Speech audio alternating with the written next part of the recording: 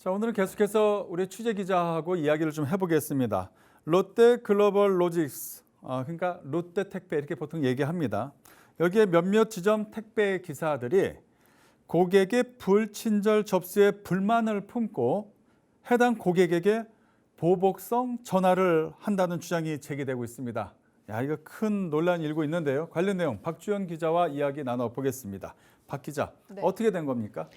제가 이제 며칠 전 단독 기사로 쓴 내용인데요. 기사 한번 보면서 확인을 네. 해보도록 하겠습니다. 롯데택배에 불친절 접수를 했더니 보복성 전화가 왔다라는 내용입니다. 롯데택배는 콜센터와 온라인 고객센터를 통해서 고객들의 불편사항을 접수를 받고 있습니다. 불편사항을 남길 때 고객들은 성명, 전화번호 그리고 운송장 번호 등 개인정보를 입력을 해야 하는데요.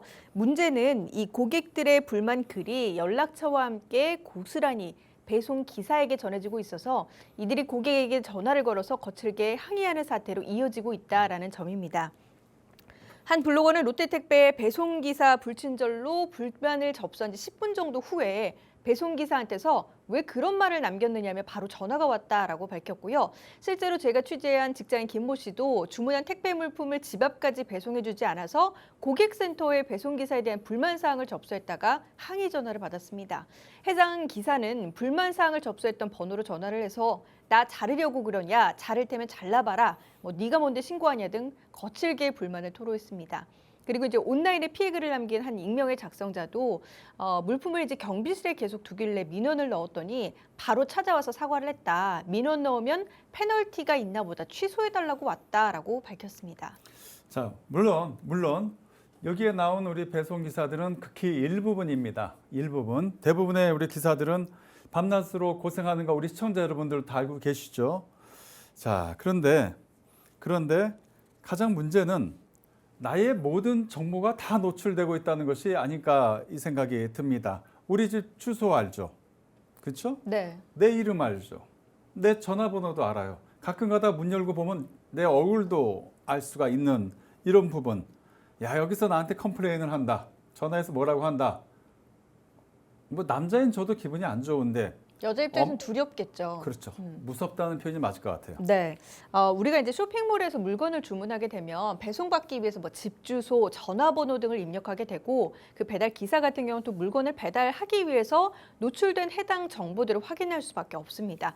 물건을 받기 위한 필수적인 요건이기 때문에 이는 어쩔 수가 없는데요.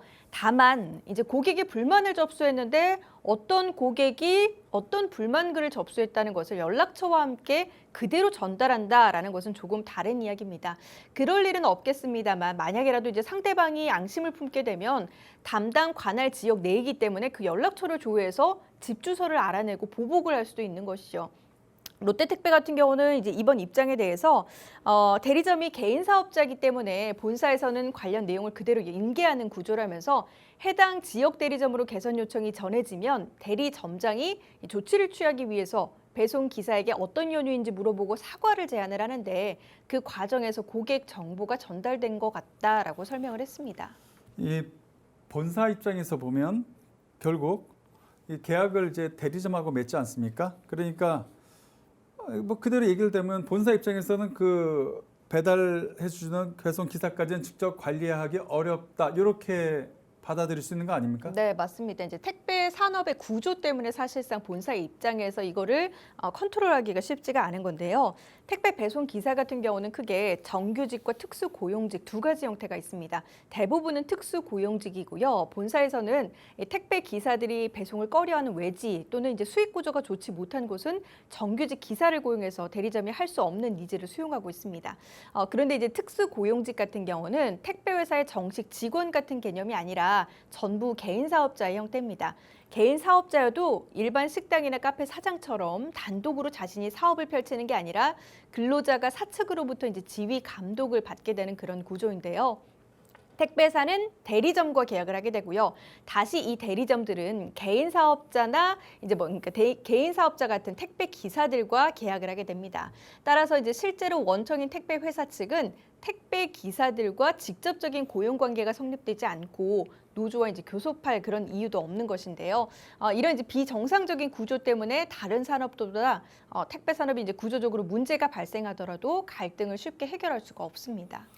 그럴 수도 있겠네. 이 본사 입장에서는 이게 개인 사업자니까 핸들링하기가 쉽지 않다 이런 얘기가 될 수밖에 없는데 그러면 해결 방안이 없는 겁니까? 뭐 교육 이런 거밖에 없는 거예요? 네, 그래서 저도 그 부분을 문의했더니 대부분의 택배사들이 대리점과 계약을 맺고 있는 형태이기 때문에 이런 정보 공유와 관련해서 대리점주들에게 고객에게 전달하지 마세요라고 이제 강력하게 그 내용을 전달하는 것이 다였습니다.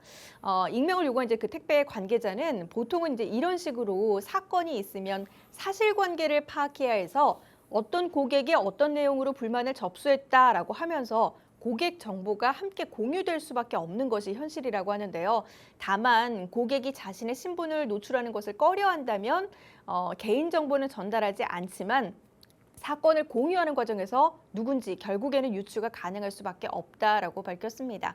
하지만 이제 예외인 경우도 있었는데요. 국내 대표 이커머스인 쿠팡의 경우에는 모든 택배 기사를 이제 정규직 형태로 고용을 하고 있습니다. 전 직원이 정규직이기 때문에 본사에서 직접 직원들을 관리해서 이런 문제가 발생할 때 즉각 조치나 이제 조율이 가능하다라는 입장인데요.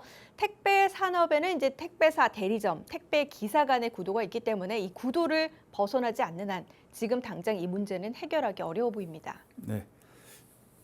다시 한번 말씀을 드립니다. 모든 택배 기사님들이 그렇다는 거 아니에요. 대부분 99.9%의 택배 기사님들은 정말 고생이 많으십니다. 다만 아주 극소수의 택배 기사님들이 욱하는 성질의 우리 고객들한테 이렇게 하는 부분이 있는데 분명 이 부분은 고쳐져야 되는 부분입니다. 예, 우리 다 같이 한번 방법을 찾아봤으면 좋겠습니다. 박지원 기자입니다. 수고하셨습니다.